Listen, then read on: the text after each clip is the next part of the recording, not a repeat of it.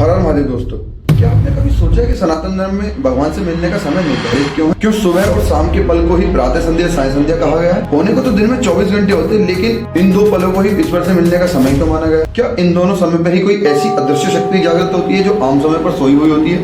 हो सकता है देवता इस समय के दौरान पृथ्वी के सबसे निकट आते हो, या ये वो पल हो जब ईश्वर और इंसान के बीच का पर्दा सबसे हल्का होता हो। वेदों में ऋषियों ने इस समय को देव समय कहा है और कुछ ग्रंथों ने इसे ब्रह्म मुहूर्त का द्वार भी बताया है। अब सबसे बड़ा सवाल ये आता है कि कोई व्यक्ति इन दोनों संध्या के समय को नजरअंदाज कर देता तो क्या वह अपने जीवन का सबसे बड़ा आध्यात्मिक पल खो देता है? शाम की वो लाल रोशनी, सुबह का वो नीला आकाश, ये सिर्फ प्रकृति का रंग बदलना नहीं, ये संकेत है अलौकिक क्रियाओं का। आज इस वीडियो में मैं आपको बताऊंगी आखिर सनातन धर्म में प्रातः संध्या साय संध्या क्यों होती है, क्यों इसे भगवान से मिलने का समय भी कहा गया है, क्यों इसका नाम संध्या पड़ा। इसके पीछे का रहस्य जानकर आप इस समय को कभी भी हल्के में नहीं लेंगे और वीडियो को एंड तक जरूर देखना, क्योंकि इसके एंड में मैं आपको बताने जा रहा हूँ कि जाने अनजाने में हुए पापों के पीछे का रहस्य। तो चलिए वीडियो शुरू करते हैं।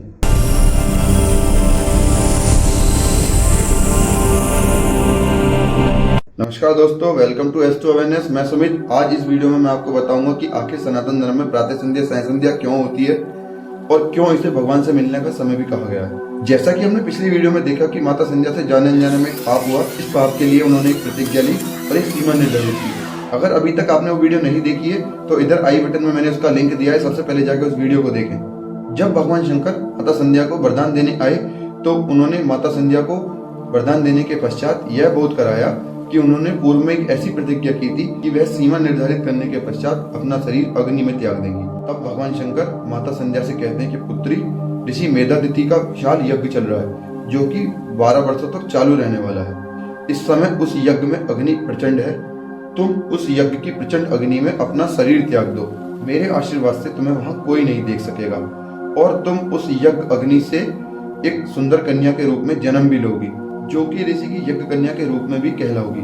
तब माता संध्या भगवान शंकर की आज्ञा मानकर ऋषि मेधातिथि के यज्ञ में पहुंचती है। जैसा कि भगवान शंकर ने कहा था, उनकी कृपा से वहां उन्हें कोई देख नहीं पाया और वह उस प्रचंड अग्नि में उतर जाती है। उसके पश्चात अग्निदेव भगवान शंकर की आज्ञा से उनके शरीर को भस्म कर सौरमंडल में पहुंचा देते हैं और तभी उस यज्ञ की अग्नि से एक नवजात कन्या का जन्म होता है, जो कि ऋषि मेधातिथि की अग्नि कन्या के रूप में प्रकट हुई थी, जिसका नाम आगे चलकर अरुंधति पड़ा।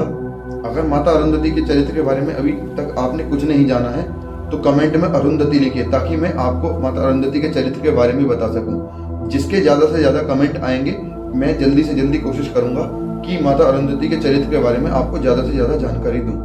उसके पश्चात माता संध्या का जो शरीर सौरमंडल में पहुंचा, उसे सूर्य भगवान 2 भागों में विभक्त कर देते हैं। भगवान सूर्य माता के शरीर का ऊपरी भाग अपने रथ के अगले हिस्से में तथा निचला भाग अपने रथ के पिछले हिस्से में स्थापित कर देते हैं। माता संध्या का ऊपरी भाग भगवान सूर्य के रथ में प्रातः संध्या और निचला भाग साय संध्या के रूप में विराजमान होता है।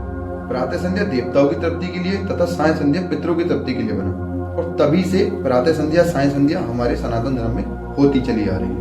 अब मैंने वीडियो की शुरुआत में कहा था कि हमसे जाने अनजाने में हुए पापों के प्रायश्चित के पीछे का रहस्य। अगर हम देखें तो माता संध्या से जाने अनजाने में एक पाप हुआ, जिस पाप के कारण वह एक कठोर तपस्या करती हैं। उस तपस्या से वो एक ऐसी सीमा निर्धारित करती हैं जो शायद पहले कभी किसी ने नहीं की थी।